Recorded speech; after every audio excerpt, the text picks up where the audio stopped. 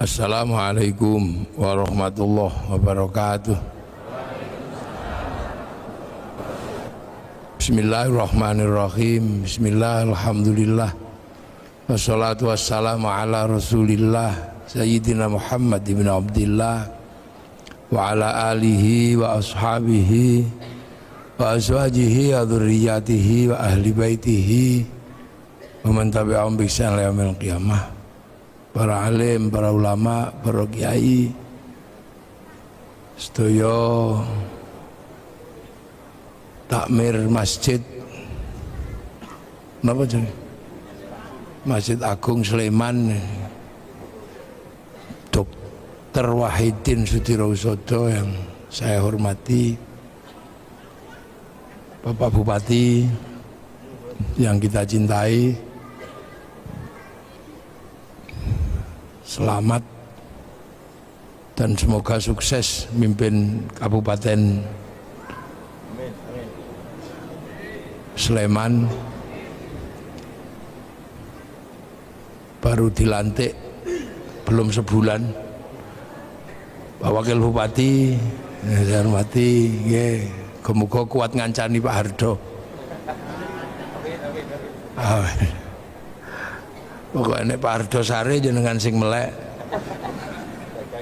jaga gawang beserta Ibu Bupati, Ibu Wakil Bupati yang saya hormati, Pak Kapolres juga baru, Pak Polres Tabes, Pak Nopo nih, Pak Dandim, saya hormati, DPR dan seluruh jajaran Forkompimda, Kandepak yang saya hormati, semuanya, sing nerbang yang saya hormati.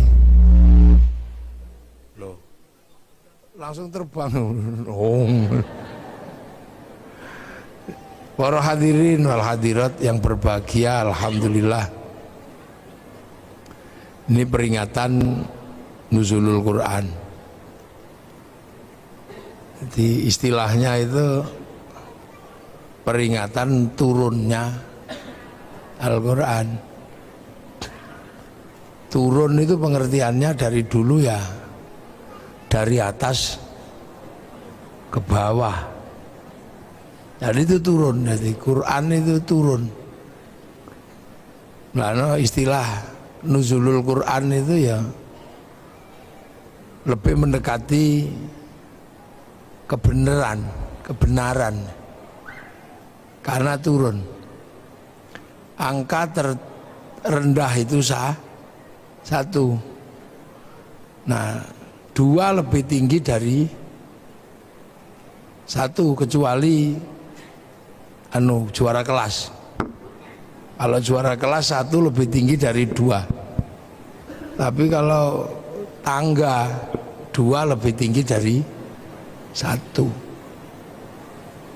Nah, Quran itu posisi awalnya itu memang tinggi karena posisi awal Al-Quran itu di langit ketujuh. Jadi Al-Quran itu posisi pertamanya itu di langit ketujuh, terus turun ke langit satu ini. Ini kan langit satu ini. Bumi itu langit satu di satu planet. Langit satu itu isinya Merkurius, Venus, Bumi, Mars, Jupiter, Saturnus, Uranus, Neptunus, Pluto. Nggak tahu ini sudah dianulir apa belum Pluto ini. Dianulir jadi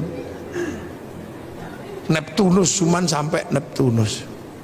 Itu dalam ilmu tata surya ini disebut galaksi Bima Sakti. Yang diantara planet di galaksi ini ada namanya Bumi.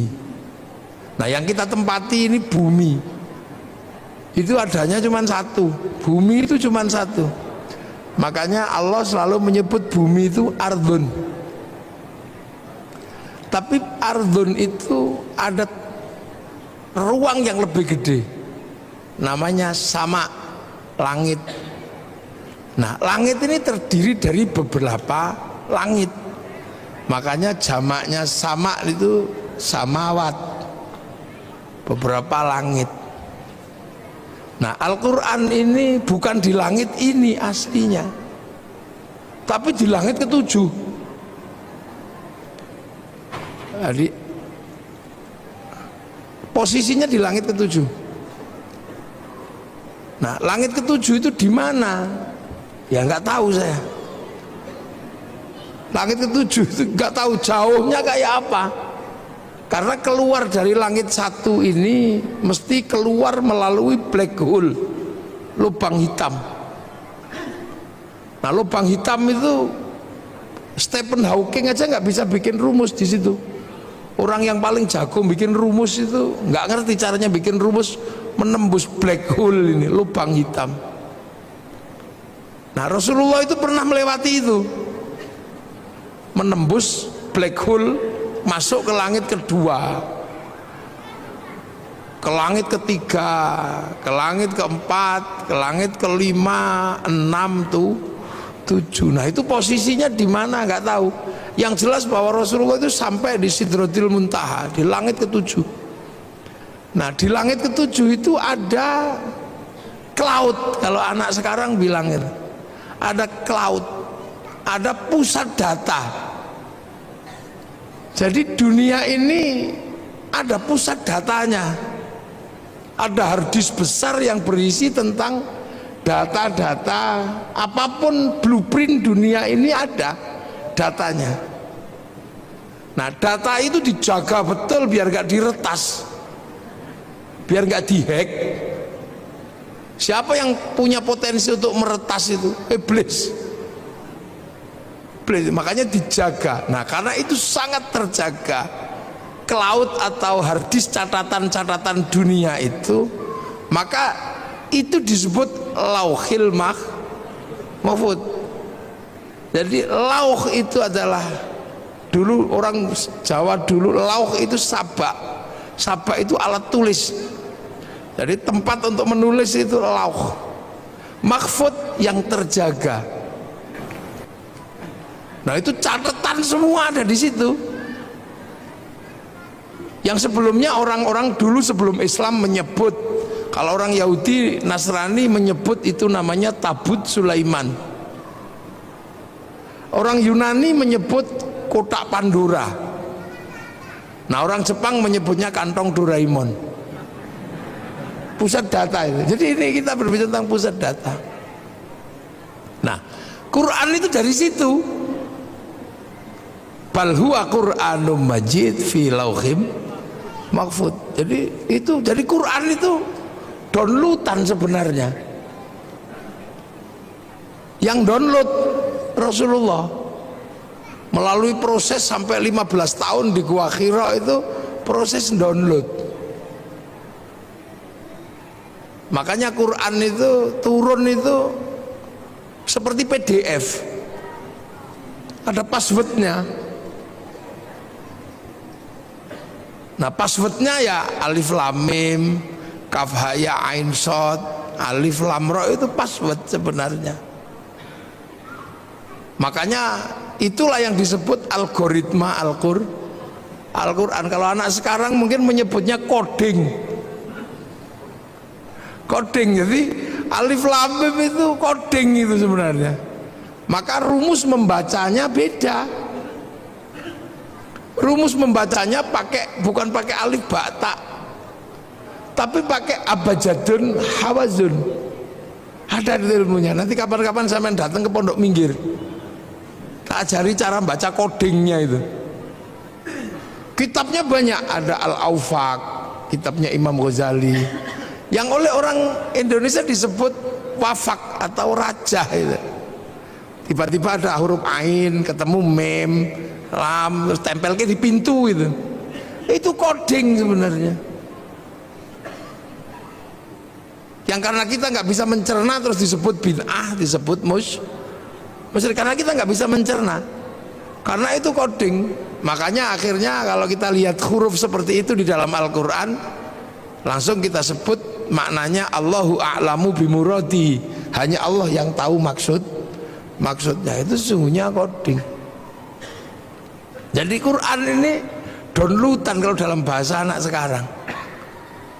Nah, manusia itu juga berasal dari situ. Jadi sebelum sampean di sini itu juga diregister di situ duluan. Jadi manusia sebelum fanfukhur ruh, sebelum roh itu tiup ke dunia ini, manusia itu juga diregister di situ. Dicatat dulu di situ, di lauh itu. Ditanya, alastu bi rabbikum? Kamu lupa nggak kalau nanti kamu tak turunkan ke sana itu, ke bumi yang jauh itu? Kamu lupa nggak kalau aku ini Tuhanmu? Sampean semua pernah jawab di hadapan Allah. Qalu bala syahidna. Ya Allah, saya saksi bahwa engkau Allah. Ya sudah. Akhirnya manusia juga diturunkan ke sini. Nah, ketika manusia diturunkan ke sini, terus tiba-tiba ya sama menjadi makhluk bumi. Makanya Quran itu disebut petunjuk. Petunjuk buat siapa? Buat manusia. Ibaratnya Al-Quran, ibaratnya pabrik itu mengeluarkan TV, maka di situ juga ada buku petunjuk pemakaian TV, buku petunjuk pemakaian handphone, buku petunjuk pemakaian ini. Makanya Quran itu disebut hudan, disebut petunjuk. Untuk siapa? Lil muttaqin. Itu. Nah, muttaqin ini. Makanya muttaqin itu yang pertama kali adalah alladzina yu'minuna bil ghaib. Jadi jangan salah. Jadi karena ini sebuah sistem di mana sistem ini tidak semuanya bisa dibuka oleh manusia, maka Quran itu sebelum ini jadi petunjuk dikasih coding dulu. Alif lam mim. Makanya muttaqin ini adalah orang-orang yang meyakini bahwa ada yang gaib. Karena apa? Ya karena nggak kelihatan. Nah, ini yang kadang terjadi perdebatan akhir-akhir ini, orang belajar coding disebut bid'ah. Orang belajar coding disebut musyrik. Ini sekarang ini banyak. Padahal Quran ini bukaan pertamanya ini coding, algoritma Al-Quran. Kalau ngerti algoritmanya ini dunia beres. Kenapa Cina itu begitu kuat? Karena dia mengerti algoritma digital domain internasional. Kenapa Amerika ini kuat? Karena dia menguasai coding algoritma digital. Dengan coding algoritma digital dia bisa ngambil uang dari seluruh dunia. Sampai bayar sekarang itu duit semua. Bayar. Makanya dilawan sama Cina pakai codingnya Cina, sehingga Cina berani ngelawan Amazon pakai Alibaba.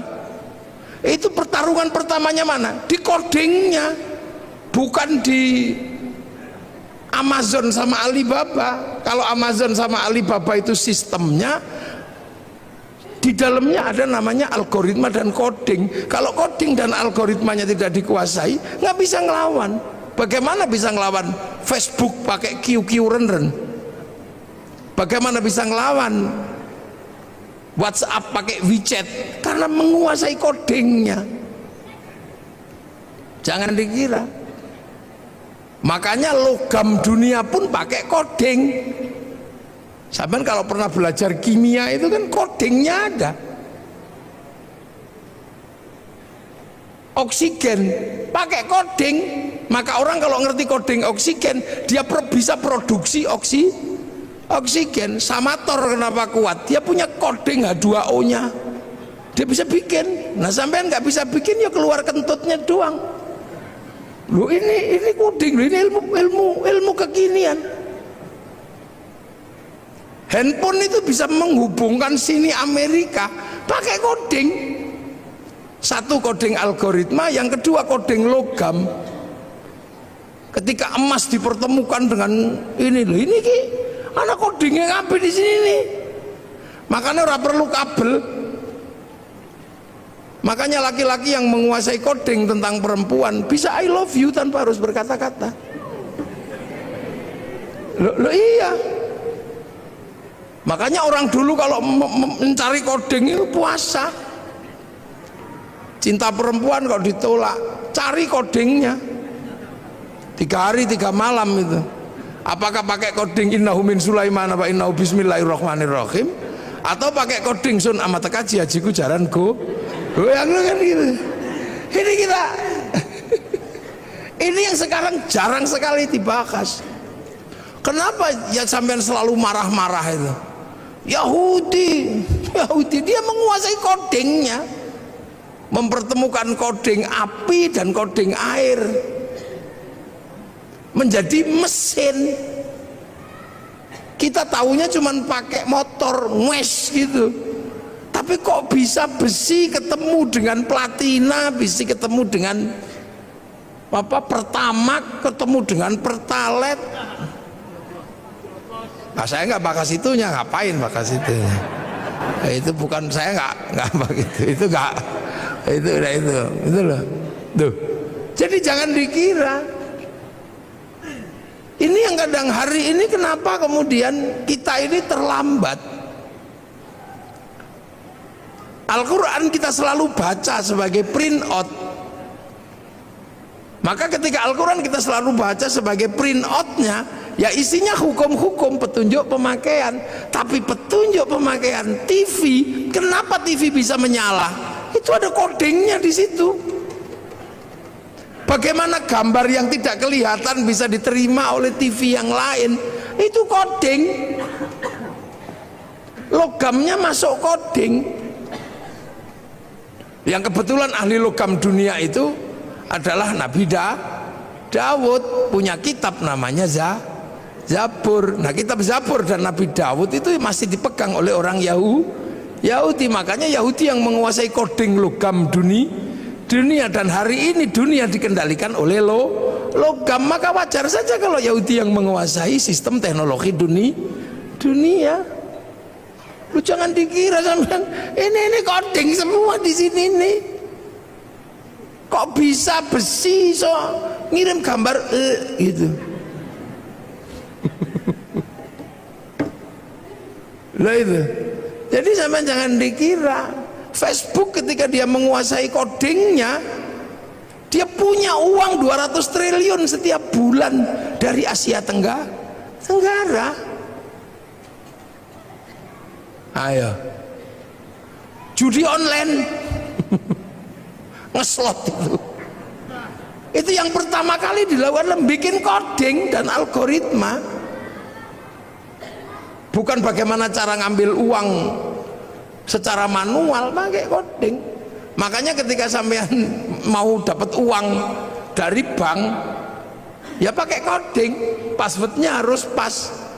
Pakai coding orang ya duitnya nggak keluar, walaupun ATM-nya diproduksi sama oleh bank yang sama. Lah ini, jadi kita ini sebenarnya ada satu titik ini, manusia ini. Kalau dokter menyelesaikan manusia itu pakai coding semua. Darah itu kodenya apa? Bukan kok kemudian DARAH, enggak. Seluruh partikel dalam tubuh manusia itu pakai angka, pakai coding.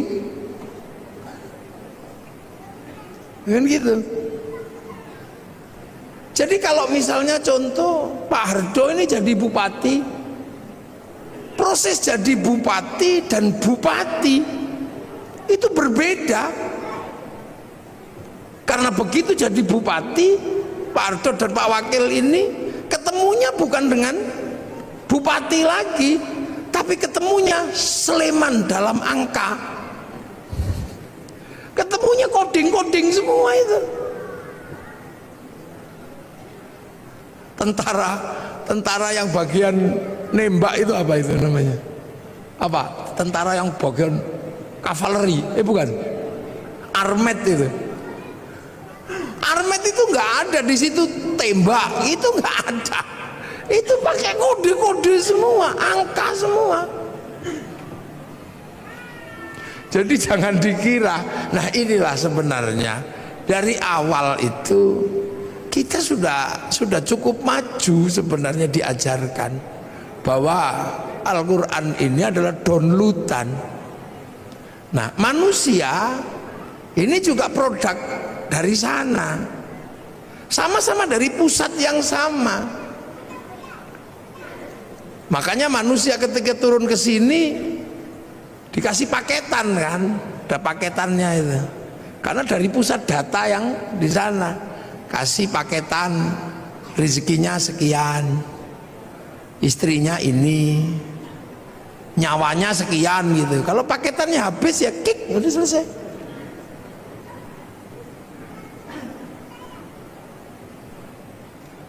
Gitu. Makanya pertama kali Quran itu Iqra Bismi Rabbika, memperkenalkan sesuatu yang ada di luar manusia sebagai pemilik semesta. Jadi pemilik semesta, Ismu Rabbika, kamu baca atas nama Tuhanmu. Tuhan siapa? Belum. Ismu Rabbika itu siapa? Belum. Masih berbicara tentang Rob, bahwa ada penguasa semesta dan kamu ada di semesta itu. Alladzi kholaq, yang bikin kamu. Karena waktu itu manusia nggak ngerti, taunya bahwa manusia itu ya hadir dengan sendirinya. Apalagi di Arab kan, yang waktu itu ya taunya yang bikin manusia itu ya lantaran patung, tapi yang bikin ya tetap bapaknya kan gitu. Kalau nggak dibikin ya nggak keluar. Itu dia nggak ngerti bahwa ada semesta Tuhan, itu nggak ngerti. Makanya manusia pertama kali diajarkan, kamu harus tahu bahwa ada realitas universal, realitas mutlak, kalau di luar realitas parsial seperti kamu. Kamu ini realitas parsial seperti realitas sapi, realitas ini. Tapi di balik itu semua ada yang mutlak. Nah itulah penguasa goib, pemilik goib itu. Yang kamu lihat karena kamu gak kelihatan, atau yang kamu nanti akan lihat tapi hari ini belum kelihatan. Akhirat itu goib karena kamu belum nyampe sana, nanti kamu akan sampai. Sederhana itu aja, ya sudah, kamu bawa, ada yang bikin. Yang kebetulan Rasulullah di Mekah, karena orang Mekah waktu itu sudah nggak ngerti bahwa dunia dan seisinya itu ada pemiliknya. Karena Mekah itu lama ditinggal Nabi. Nabi terakhir di Mekah itu Nabi Ismail. Setelah Nabi Ismail pindah ke Filistin, orang Mekah nggak ngerti Nabi. Wis belas orang ngerti Nabi wong Mekah itu. Makanya disebut fatrah. Jadi nggak ngerti karena sudah lama ditinggal Nabi. Orang Sleman karena nggak pernah ditinggal kiai, ya tahu kiai. Makanya ketika kiai datang ya bupati aja nyambut. Karena Sleman tahu kiai, karena nggak pernah kosong semenjak Islam datang ke sini. Sleman ini selalu terjaga, sehingga selalu ada kiainya. Maka generasi kesekian pun masih tahu kiai, gitu. Masih tahu ulama. di Irian yang tidak pernah diajarkan tentang kiai, jangan pernah membayangkan mereka kenal kiai. Makanya kalau kiai datang ke sana nggak usah minta disambut, orang sana nggak ngerti karena nggak pernah ada kiai. Sering saya contohkan, mungkin kalau saya di sini orang tahu kiai, saya di Irian dikira tim pemburu babi, ya nggak usah marah, ya nggak usah emosi. Makanya Rasulullah itu ketika harus berbicara tentang Rob itu penuh kesabaran di Mekah itu, karena orang Mekah nggak ngerti. Makanya Rasul nggak suka marah-marah, kamu hancurkan, enggak. Yang tahu Rasulullah itu Rasul itu di Mekah waktu itu cuman Allah, nggak ada yang ngerti. Beda kalau Rasul lahir di Filistin. Filistin itu secara teologi, secara sosiologi, secara antropologi masih ketunggon. Apa ketunggon itu? Masih ditungguin Nabi. Jadi orang tahu Nabi kalau di sana. Kalau di sana nggak ngerti. Kalau Nabi lahir di Palestina gitu, enteng. Aku Nabi. Oh ya, kamu Nabi. Karena orang lahir di Mekah ngaku Nabi. Makanya orang Mekah nggak ngerti Nabi. Makanya saksinya hanya Allah. Wa kafa billahi syahida, hanya Allah saksinya. Sudah gitu pelajaran Tuhan itu repot bagi orang Arab waktu itu, sulit. Tuhan yang Tuhannya kelihatan, patung diajarkan kepada Allah yang tidak kelihatan. Robnya banyak diajarkan Rob satu, Tuhan satu, susah. Kalau beribadah susah lagi, suruh wudhu. Wudhu itu susah bagi orang Arab karena pakai air. Air itu bukan budaya Arab, karena di Arab nggak ada air, diminum aja susah kok suruh wudhu, apalagi suruh jinabat, tambah susah lagi. Kalau seandainya budaya air itu di Indonesia gampang. Makanya kalau sesuai budaya Arab mestinya toharo itu hanya sampai di tayamum, di debu. Jadi Islam itu bukan Arab sentris, karena pelajaran dasarnya sangat berbeda dengan budaya Arab. Jadi Islam itu sangat berbeda yang diajarkan Rasul dengan budaya Arab. Orang Arab nggak ada air, diajari pakai air. Sudah tahu makanan itu susah, tiba-tiba disuruh sedekah, disuruh zakat. Orang Arab itu cari makan susah, harus berburu. Makanya orang Arab itu kalau berburu saudaranya harus banyak. Kalau berdagang kafilahnya harus banyak. Kafilah yang saudaranya nggak banyak diajar sama kafilah yang mayoritas mate. Makanya orang Arab itu saudaranya harus banyak. Makanya tradisi orang Arab itu seneng ngitung saudara. Saudara bin ini, bin ini, bin ini. Untuk apa? Membangun komunitas. Karena sistem survive-nya orang Arab adalah komunal. Nek kekuatannya sedikit kalah sama suku, dikit kalah. Begitu berebut air gitu, saudaranya cuma 5, ditabrak yang saudaranya 20, hilang. Sementara cari air di tempat lain susah. Ada pohon satu tiba-tiba berteduh di situ enak itu, kedatangan suku yang lebih besar ditabrak habis. Makanya mereka harus punya suku yang besar. Makanya orang Arab itu punya tradisi ngitung saudara. Ibn al. Lah orang Jawa ya nggak terlalu ngitung, dipecat sama saudaranya yang ini hidup di sebelah situ hidup. Makanya orang sini itu kampungnya banyak. Karena apa? Hidup dimanapun bisa. Di lereng Merapi ya hidup, di pojok minggir ya hidup, di mana aja hidup orang Jawa itu. Hidup sendiri itu hidup, berdua gitu sama istrinya. Hidup di mana? Hidup cari air nggak susah, cari makanan nggak susah. Di Arab nggak bisa. Begitu ada sumber makanan yang berebut di situ banyaknya luar biasa. Makanya orang Arab harus punya saudara banyak.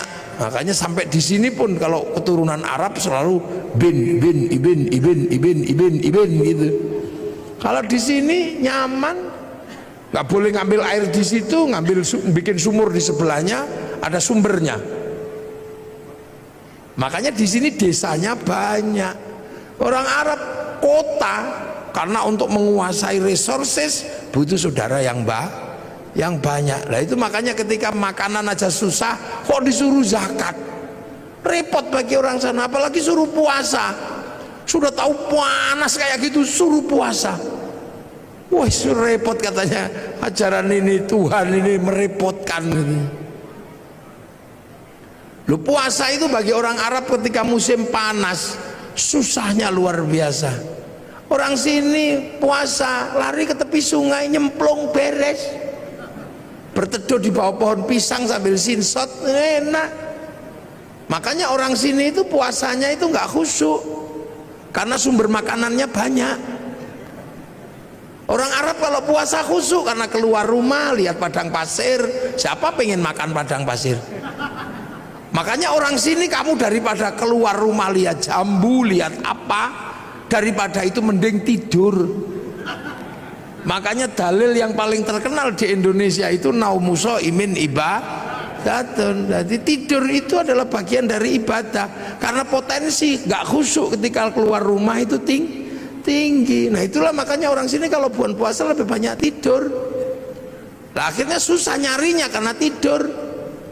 Daripada susah-susah nyari dimerconi.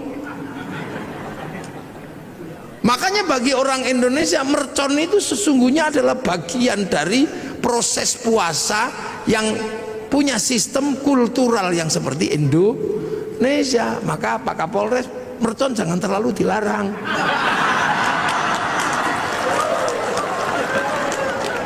Loh ya kan, ada bagi lo ini budaya masing-masing sama.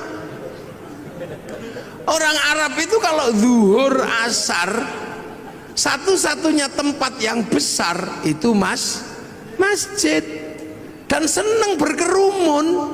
Makanya setiap waktu sholat mengumpulkannya nggak susah.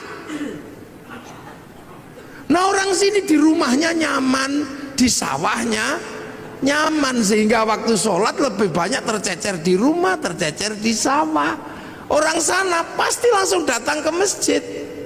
Karena apa? Pusat komunal itu masjid. Makanya kalau di sana Allahu Akbar sudah di dalam masjid. Wong sudah nunggu semenjak sebelum sholat. Lah di sini nyaman di sawahnya, nyaman di kebunnya, makani bebek. Ya makan nunggu masjid itu. Sambil nunggu Robana ya Rabbana, sambil nunggu karena nyaman di tempatnya masing-masing. Speakernya harus tinggi biar denger. Nanti datang satu malah rokokan depan masjid. Ya yang sabar. Makanya ada pujian tombo ati wong wis pegel nambah niatine dhewe ra. Ini menghasilkan sistem sosiologi agama. Antropologi agama itu muncul dari situ. Begitu udah nggak tahan karena terlalu lama, baru diuruki anjang jeruan teko. Ini sistem sosiologinya. Makanya puasa di sini nyaman, orang tidur ngorok gini, lihat matahari nggak kayak orang Arab. Orang Arab matahari keluar nampak karena apa? Padang pasir. Orang sini baru bangun nggak akan lihat matahari, kehalang Gunung Merapi, kehalang bambu, kehalang apa. Makanya biar nggak kebablasan ada tarhim, imsak, siap-siap, hati-hati kebablasan. Terlalu malam nyenyak tidur dibangunkan pakai tokrik sahur, nyaman orang sini tidurnya. Sahur ora sahur sakarepmu. Loh. Jadi jadi proses di sana ini berbeda. Makanya ketika ajaran itu masuk susah. Apalagi haji. Haji itu bagi orang Arab itu masalah. Kalau nggak saking kuatnya ajaran keyakinan. Apa? Tawaf. Satu kalau musim panas, yang kedua syahwat. Orang Arab itu kalau lihat kaki, tangan dan muka, wah itu syahwatnya luar biasa. Sementara kalau tawaf, ini muka harus dibuka. Betapa kita bisa melihat orang-orang yang indah di sana. Sementara pada saat yang sama, yang laki-laki disuruh pakai baju, nggak boleh dijahit. Coba kalau mau ndablekan tinggal wes gitu aja. Ini sosiologi agama. Makanya Islam itu ja'a ghoriban wa sayaudu ghoriban, asing dan akan pergi dengan asing. Loh, makanya Islam itu pertama ya wa kafa billahi syahida Muhammadur Rasulullahnya Allah yang tahu. Sampai kemudian orang Arab ada yang bisa menerima. Nah itu yang disebut walladzina ma'ahu, orang yang bersama Rasulullah, para sahabat. Makanya sahabat itu ya orang Arab, karena Islam itu turun di Arab. Sahabat ya Abu Bakar, Umar, Utsman. Nggak ada sahabat namanya Joni itu, atau Hardo, itu nggak ada. Ya Danang, Edi, ya nggak ada. Wong itu baru terjadi proses di sana. Sampai akhirnya orang-orang yang mengikuti Rasul ini bentrok sama yang tidak mau. Makanya ada konsep asyidda'u 'alal kufar, marah sama yang kafir, yang nolak. Sampai akhirnya rekonsiliasi. Yang kafir masuk Islam, sudah, wong ora ngerti kok ya enggak apa-apa. Abu Sufyan, abu-abu yang lain itu masuk Islam. Dalam Al-Quran terdokumentasi ruhama ubainahum tarahum ruka'an sujada yabtaguna fadlan minallah wa ridwanan simahum fi wujuhi min atharis sujud. Jadi tidak ada yang lain, hanya Allah. Sampai akhirnya Islam itu keluar dari jazirah Arab. Nah itu digambarkan dalam Al-Quran ayat terusannya, dzalika mathaluhum fit Taurat wa mathaluhum fil Injil kazar'in. Islam itu digambarkan di Taurat dan di Injil seperti tanaman.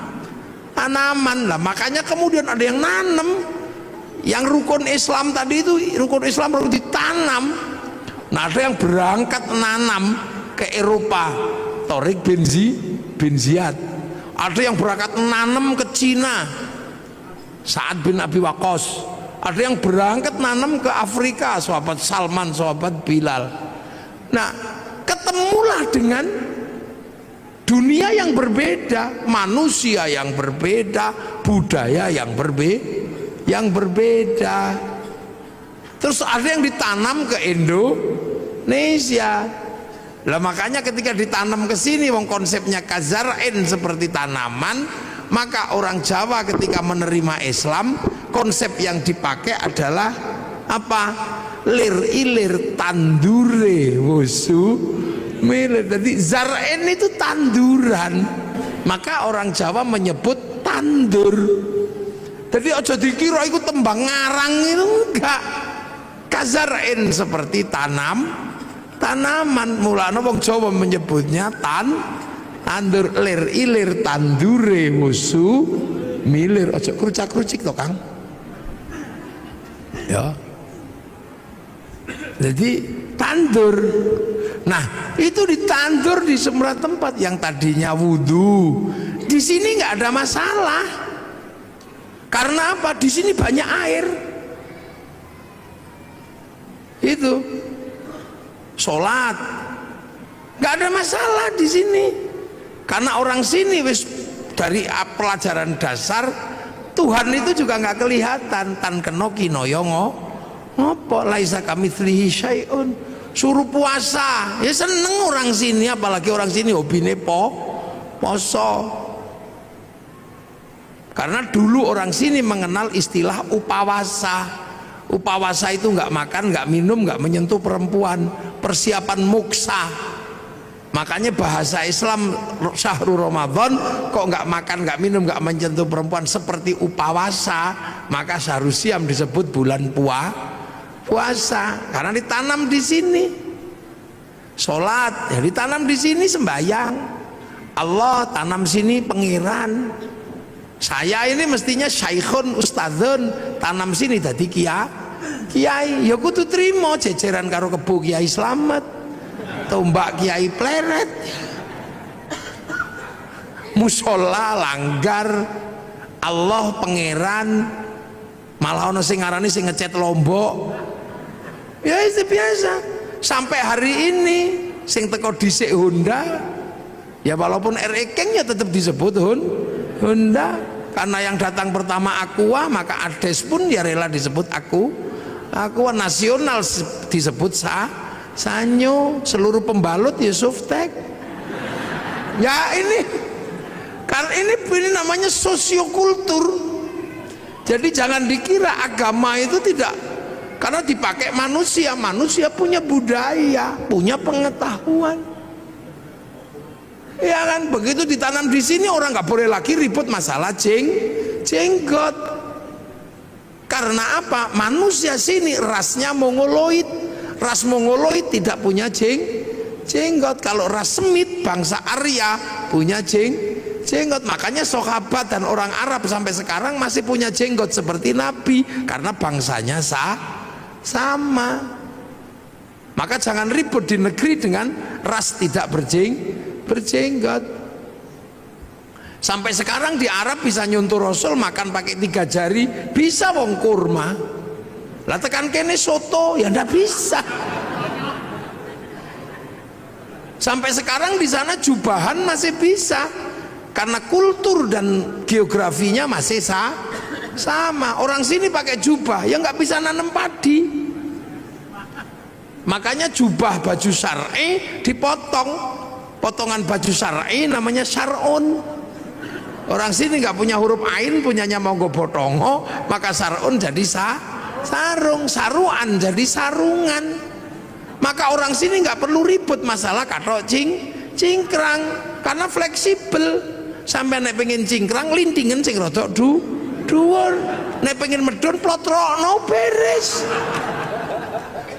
Makanya sarung itu adalah titik kompromi antar isbal. Lho mangkano enakan di sarungan karo katok, nek katok ndak iso medun, ndak iso munggah. Nek sarung iki plotrokno iso cincik sampai pas dengkul ya iso. Lho ini titik-titik kompromi. Lho jangan dikira. Makanya ketika Quran dibaca di sana ya masih bisa. Zaman sahabat ya masih bisa baca Quran, wong muridnya Nabi. Tabiin ketika yang jauh dari Arab nggak bisa baca Quran, yang lungkek-lungkek kayak cacing itu nggak bisa. Makanya terus tahun 65 Hijriah Quran itu dikasih titik-titik. Itu anyar itu. Nun ada 1 titik di atas, ba ada di bawah, tak 2. Itu zaman Abul Aswad Ad-Du'ali tahun 65 Hijriah. Disebar lagi bangsanya beda, titik-titik gak cukup, dikarokati fathah kasroh dhamma. Itu yang kasih namanya Syekh Khalil bin Ahmad Al-Farahidi tahun 150 Hijriah. 100 berapa? 140-an lah setelah Nabi meninggal. Dibaca orang yang berbeda suku lagi, nggak bisa, lidahnya beda. Orang Jawa alhamdulillah ya alkamdu, nggak punya hak, punyanya Hono Coroko. Robbil alamin, robbil ngalamin, wulu, mardiyah, marliyah, salam takzim, salam taklim. Itu ada wadduha, keluarnya wadduhai, itu mereka. Lekanui, ini ya ada. Sekarang ini ada bangsa Sundonan alladzina. Lah ini kan harus ditemukan jalan keluarnya. Penelitian tahun 200-an Hijriah namanya Abu Ubay Qasim bin Salam, hasil penelitiannya dibukukan dalam ilmu At-Tajwid fi Qiraatil Quran. Jadi ojo sampean bayangno, Islam itu di sana sampai ke sini ini butuh perjuangan karena ketemu bangsa yang berbeda, ditanam di tempat yang berbeda. Prinsipnya cuma satu, tumbuh enggak tanaman ini? Akhraja syat'ahu fa'azarahu fastaghladha fastawa ala suqi yu'jibu zurra al-yaghidha bimul kufar. Tanaman ini tumbuh enggak? Sampai kemudian ketika dibawa ke pasar ini menjadi mendominasi apa enggak? Dominan atau tidak di pasar agama ini? Makanya pakai bahasa suk. Nah, hari ini ketika Islam ini ditanam di sini, tumbuh, berkembang, dan di pasar internasional kita paling banyak. Mau haji paling banyak orang Indonesia. Berbicara sholat paling banyak orang Indonesia. Orang hafal Quran orang Indonesia. Setiap kiroah juaranya dari Indonesia. Masjid paling banyak Indonesia. Jadi ketika berbicara konsep agama Islam dan pertumbuhannya, yang ditanam di Eropa macet, yang ditanam di Afrika ya segitu-gitu aja.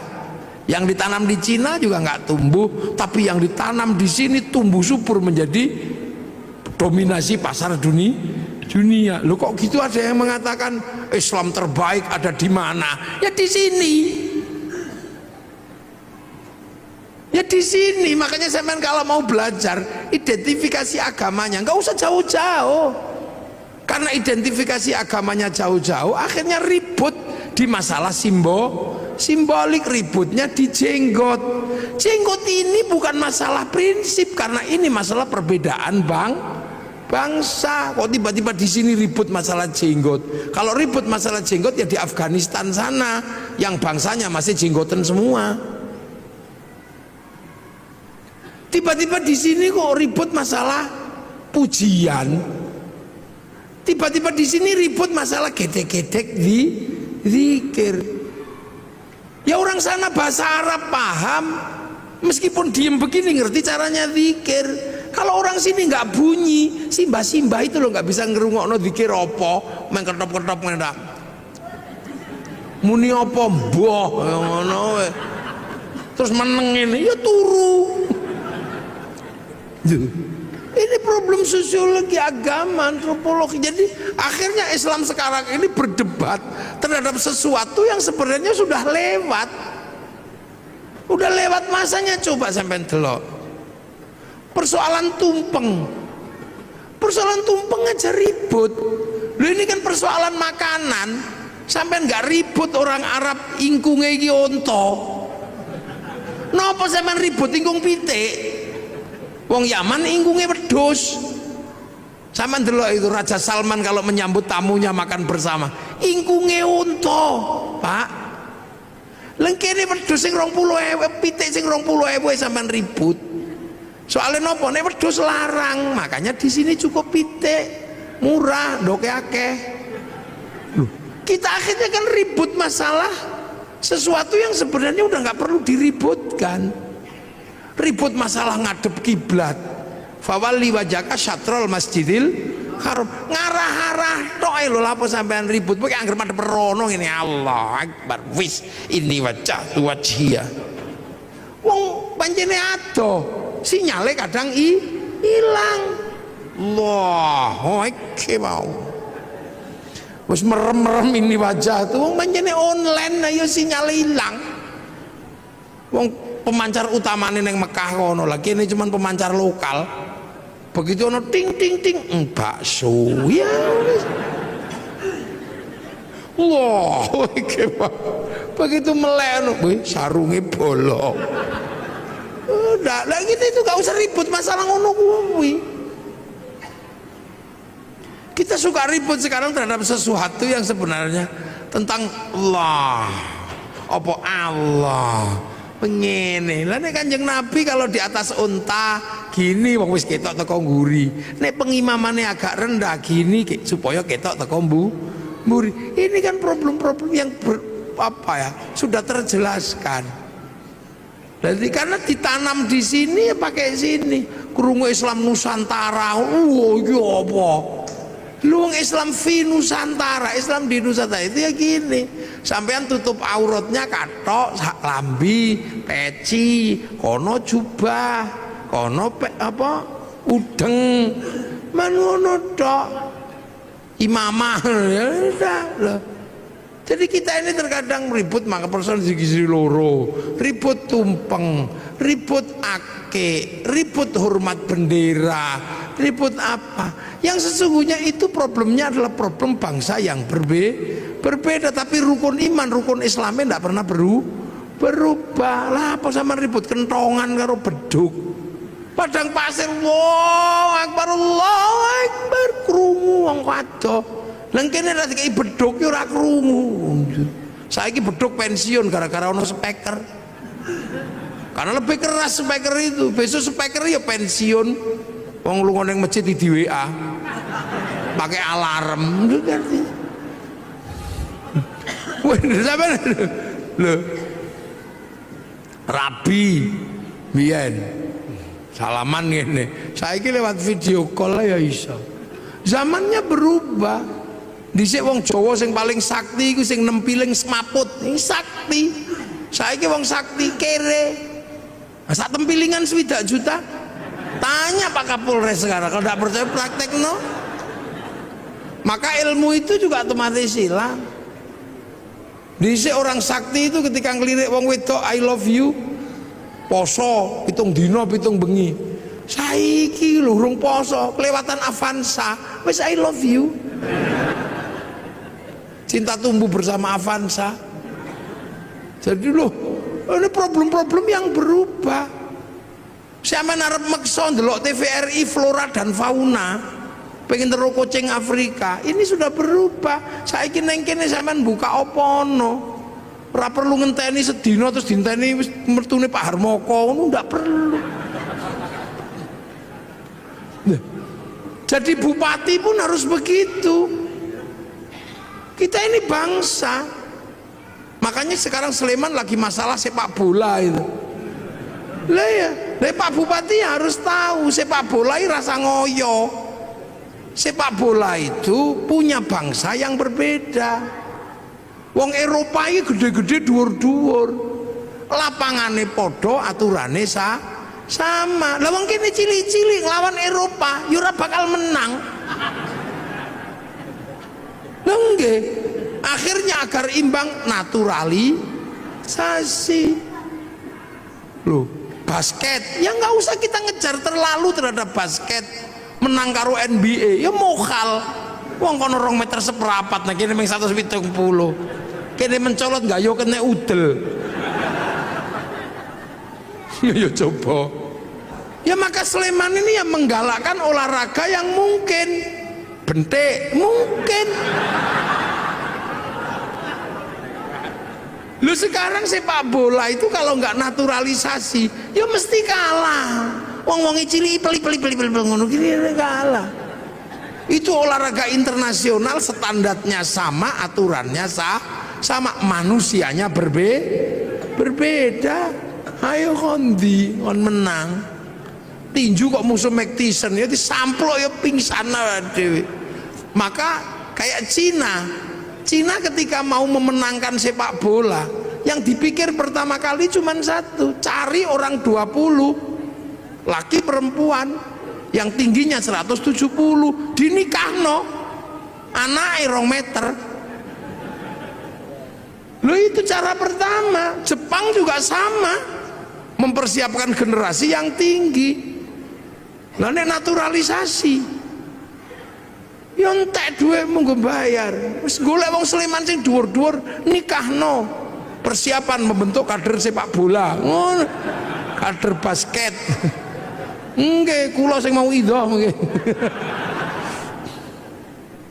Lho ini, makanya Thailand itu sadar diri.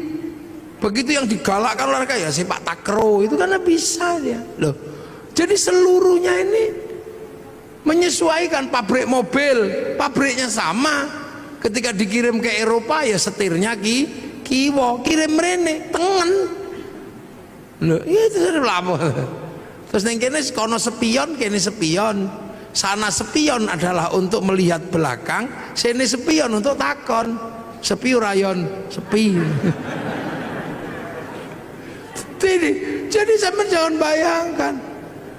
Rasulullah makannya ya kurma, maka zakatnya juga kurma. Sini makanannya padi, fitrahnya juga padi. Kurban sana unta, sampai sekarang masih bisa kurban unta. Di sini maksa kurban unta, cekel polisi. Nyolong untane kebun binatang lagi. Biro lo kono. Loh. Ini jadi ini sebenarnya sudah, nah, yang perlu dipahami ulang adalah bagaimana Al-Qur'an ini menyelesaikan problem yang sudah terbuka, yang dulu dibuka oleh para ulama terkait algoritmanya. Siapa ini yang akan ngurus? Kalau print outnya udah semuanya anu lah, banyak yang hafal lah, penghafal terbanyak, tapi memahami codingnya ini. Karena manusia sama-sama dari sana, Quran dari sana. Makanya manusia itu bisa dikirimi Quran.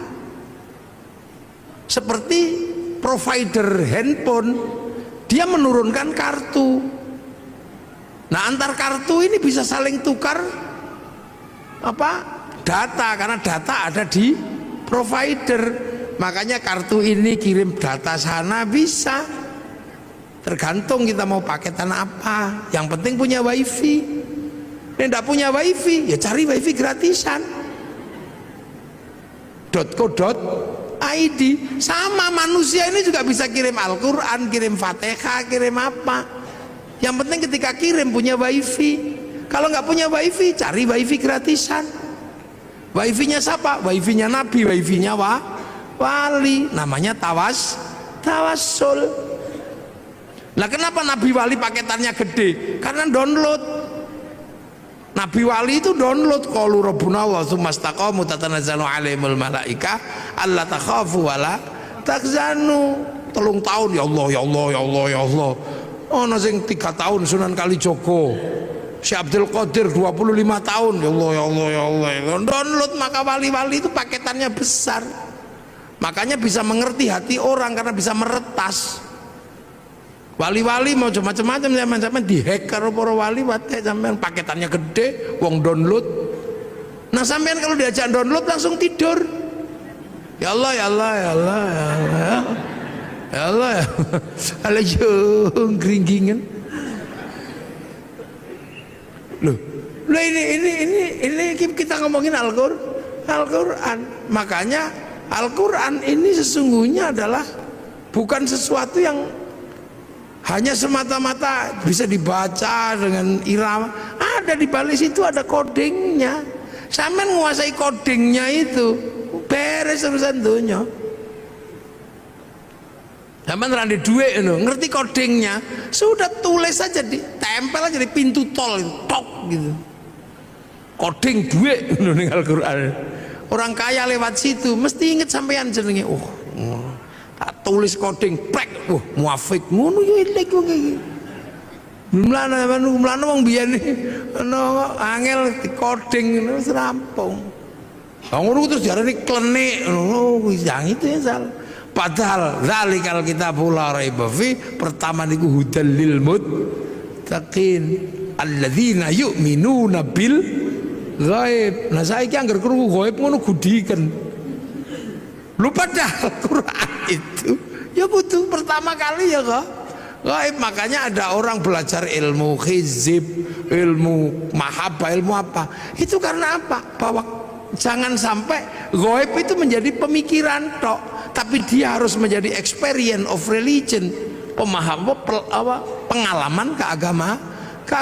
Makanya ono sing sampai jerokno zikir gitu, ya Allah ya Allah ya Allah ya Allah ya Allah ya Allah gitu. Nah, untuk itu semua ya men harus ngerti donya niki ana sing duwe sapa? Rob, pangeran. Nah, ismu rabbika iku sapa ae, sapa apa jenenge pangeranmu. Makanya Quran pertama kali Fatihah. Fatihah itu bunyi pertama apa? Bismillahirrahmanirrahim. Sebut asmane Gusti Allah. Nah ismu Rabb iku sapa wae? Ya 99 iku walillahil asmaul husna fad'uhu biya. Makanya ada orang yang seumur hidupnya cuma nyebut-nyebut tok. Ya Allah, ya Allah, ya Allah, ya Allah, ya Allah, ya Allah, ya Allah. Loh, perintah pertama sebut asma Allah. Sebut. Ndas ora iso muni diajari apa? Gede-gede, ya Allah, ya Allah, ya Allah, ya Allah. Tangan nggak bisa bunyi cekeli tas bokong nggak bisa bunyi suruh duduk, kaki nggak bisa bunyi suruh sila, supaya semua bisa menyebut asma Allah. Dok subhanallah, pecak telek masya Allah, ngelunggui udut iya Allah. Ini kan pelajaran dasar, sebut asma Allah. Makanya kalau ada orang gedek-gedek, oh coba lono, kan itu mengajari kepalanya agar bisa mengenal Allah. Nek ana wong nyekel tasbih, oh coba lono, karena mengajari tangan menyebut asma Allah. Nek ana wong sila, coba nesoni, itu kaki sedang diajari menyebut asma Allah. Nah nanti kalau semua asma ini sudah kamu sebut, hatimu akan apa? Tumbuh, nyumber itu apa? Nyumber itu akan keluar apa? Ar-Rahman. Kamu akan tahu semesta Tuhan bahwa Allah itu penuh belas kasihan. Ar-Rahman kang welas asing dalam dunia lan akhirat. Jadi sesuatu di dunia dan di akhirat itu dapat rahmatnya Allah. Makanya sampean nggak usah marah sama orang. Cina, ini lo Cina itu neng donya, berarti oleh welas asih Gusti Allah. Makanya orang Islam itu bisa berhubungan sama Cina dengan inten. Kapan? Ya ketika sholat. Orang sholat pasti berhubungan sama Cina secara inten. Kenapa? Karena sholat itu nutup aurat. Tutup aurat itu kain. Kain itu urusannya pabrik kain. Nah pabrik kain itu sing duwe Cina. Mula aja ngamukan karo Cina ne lunga udah. Loh, ini dunia ini nggak ada yang berdiri sendiri. Ngaji malam hari ini Jepangnya ra teko, mike teko. Sampean wudu itu urusannya sama air, tapi air diurus sama pipa sanyo diurus Mas Pion. Sampean ra entuk ngamuk pabrik. Lunga haji pesawat dae wong Yahudi mati sampean nglangi.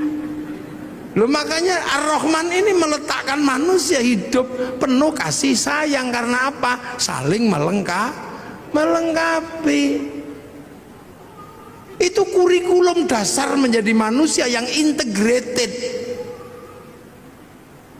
Makanya kiai-kiai nek pokon maca Fatihah bismillah ilang karena nek sampai kehilangan bismillah, dia akan kehilangan kurikulum dasar menyebut asma Allah. Mulane wong nek maca Fatihah kok bismillah ilang, dia nggak punya kurikulum dasar menyebut Allah. Begitu ra duwe kurikulum dasar menyebut Allah, ya kaku. Makanya wong nek maca Fatihah bismillah ilang, keras. Dikit-dikit marah. Nah ini di sini ini sebenarnya adalah pembelajaran dasar. Nah, hal-hal seperti ini kadang tidak disampaikan. Karena apa? Ini butuh konsekuensi logis. Konsekuensinya apa? Harus ada laboratorium Al-Quran misalnya. Depak Sleman harus membuat laboratorium untuk belajar coding Al-Quran. Itu Depak harus tanggung jawab. Kalau Depak tanggung jawab, ya bupati harus biayai.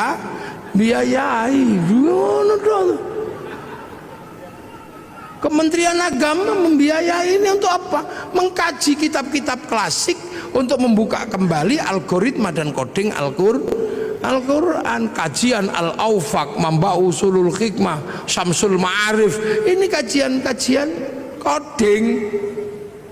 Saya tahu seperti ini, kenapa coba? Belajar dari mana? Dari anak saya yang kecil. Angger dina Rebo belajar coding. Oh lah kok sama dengan sing tak pelajari mbiyen. Cuman ini coding digital, sing tak pelajari mbiyen coding Al-Quran. Dulu saya belajar tentang abjadun hawazun ini. Ono wedhus angel di kongkon manak templeki mbek ngono rong dina meteng. Lha iku nek wong tau mondho ngerti. Wong ra manak-manak ngono dikai coding wetenge templeki pluk ngono-ngono. Oleh 2 wulan ngono wis mandeg. Lha iku mbiyen makane kan ada raja-raja itu coding sebenarnya. Oh, begitu delok lho kok padha karo sing diajari anakku. Cilik belajar coding ini sama. Cuman itu coding ABCD, kita coding Arab. Lah itulah makanya Indonesia ini nyimpen data besar juga nggak bisa. Karena coding kita nggak punya, huruf kita menggunakan huruf ABCD. Cina bisa karena codingnya huruf dia. Makanya ketahanan digital kita nggak pernah bisa karena apa? Coding huruf kita menggunakan huruf ABCD, huruf Eropa. Coba disepakati coding kita huruf Jawa gitu misalnya. Terus passwordnya Belgedes, kira-kira. Tapi untuk kebutuhan itu butuh laboratorium besar. Jadi Pak Siddiq harus membahas itu nanti. Ajukan anggarannya kepada Pak Bupati. Boleh golek piye wong bupati kok kangelan. Ya iya, apakah Pak Bupati nanti golekne nang Merapi apa nang endi ya wis karek kondo ngono ae to. Untuk bikin laboratorium bagaimana belajar coding Al-Qur'an. Wong kitabe ono kok. Jadi ojo MTQ tok sing diurus itu, codingnya juga harus diurus itu. Algoritmanya itu mesti diurus. Karena insya Allah kalau kita ketemu coding-coding itu, ilmu pengetahuan terupgrade dengan sendirinya. Iki lho metu iku kok coding iki. Ya angka-angka semua iki dadi duwe kabeh lho iki. Jangan dikira itu nggak pakai uang, itu coding itu. Jadi video, jadi apa, nggak coding Kang. Nggak gitu. Ya bahwa ujungnya apa? Penguasaan dan dominasi. Nah kalau sudah penguasaan dan dominasi bisa intervensi, bisa menjadi sebuah agama yang kuat, bangsa yang kuat. Artinya apa? Bisa produksi.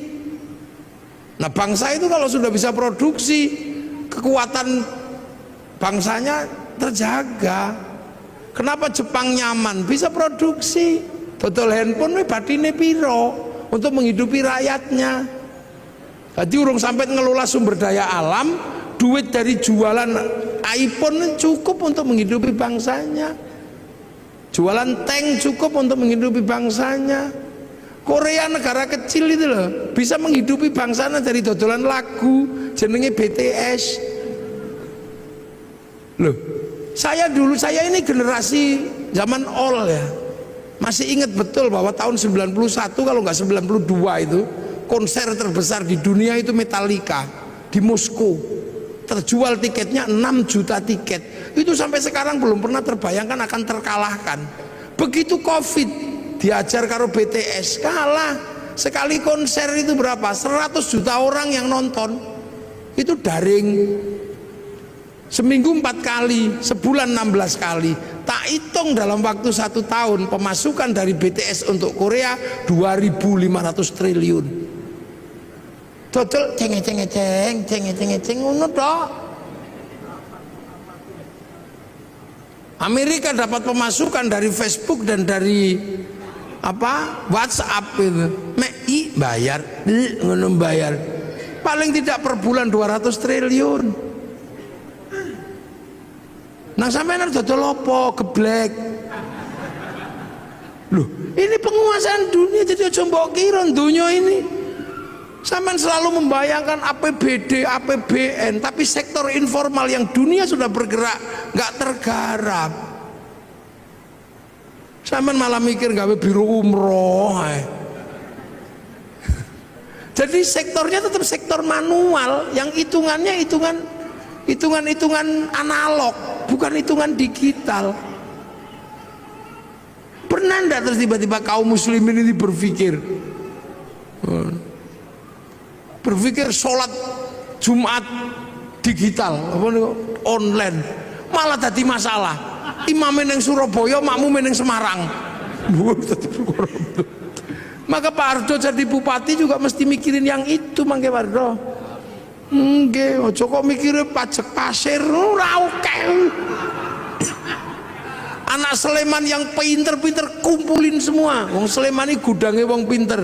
Kampus UGM, UPN, UIKIP jadiin satu IAIN, wis ngono mbakaso. Mungkin nggak bertarung di dunia digital, pakai coding ngopo iso. Loh, ini duit, ini penguasaan itu. Sampai ojo bayangno. Makanya negara-negara yang bangkrut itu negara apa? Ya nggak bisa ngerespon. Coba saiki meng dodol BTS ceng ngono setahun sakmono. Ya itu sistem. Gojek iso ngalahno Bluebird yang armadane triliunan meng nganggo coding laptop loro tok. Sampeyan bayangno Bukalapak bisa mengalahkan apa di bursa ngalahno Gudang Garam sama Jarum itu. Memang Bukalapak butuh laptop loro. Nah ini, Al-Quran itu punya coding-coding seperti ini. Ayo kapan Sleman gawe laboratorium? Apa dikilen ning Pemkap, apa dikilen ning pondok ra apa-apa. Lumayan aku oleh. Nah nang gawe ning Pemkap ya ndak apa-apa, cuman kan pembiayaannya terlalu gede. Karena kalau di Pemkap itu sing biayai bupati, jadi mesti hitungannya wah rada gede.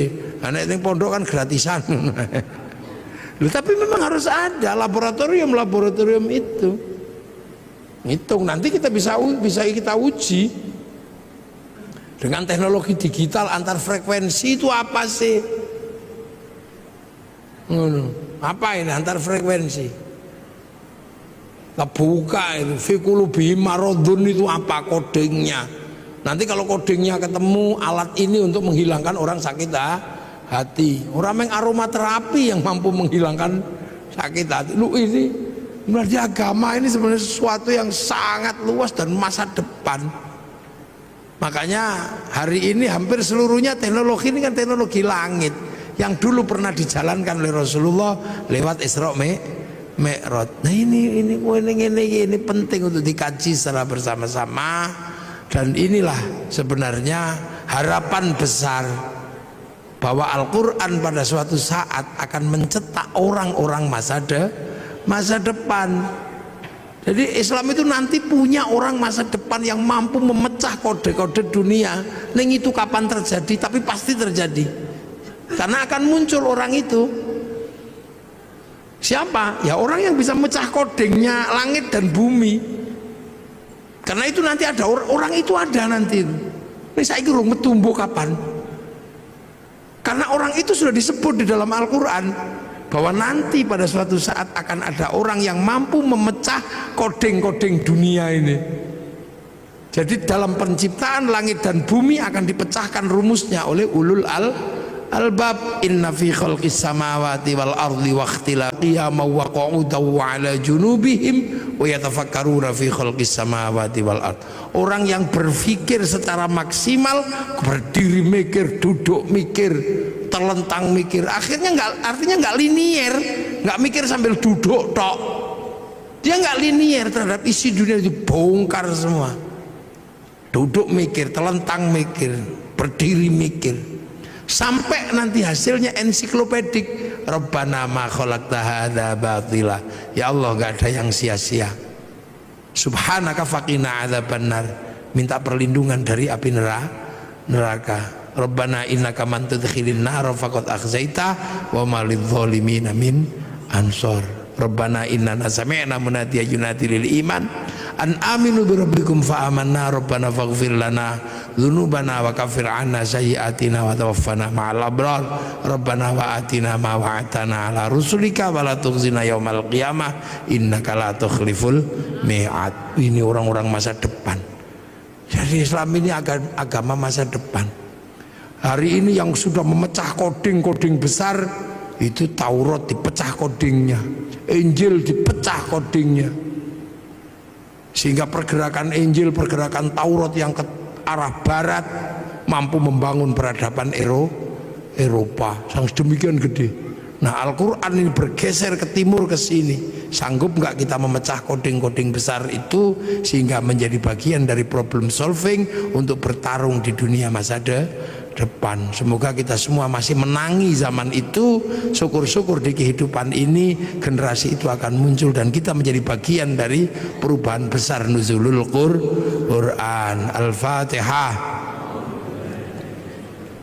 Alhamdulillah Rabbil Alamin Ar-Rahman Ar-Rahim Maliki Yawmiddin Iyyaka na'budu wa iyyaka nasta'in ihdinas siratal mustaqim siratal ladzina an'amta 'alaihim ghairil maghdubi 'alaihim waladdallin amin. Bismillahirrahmanirrahim. Alhamdulillah Rabbil Alamin hamdan na'imin hamdan syakirin hamdan yuwafi ni'amaka fi mazidah ya rabbana lakal hamdu kama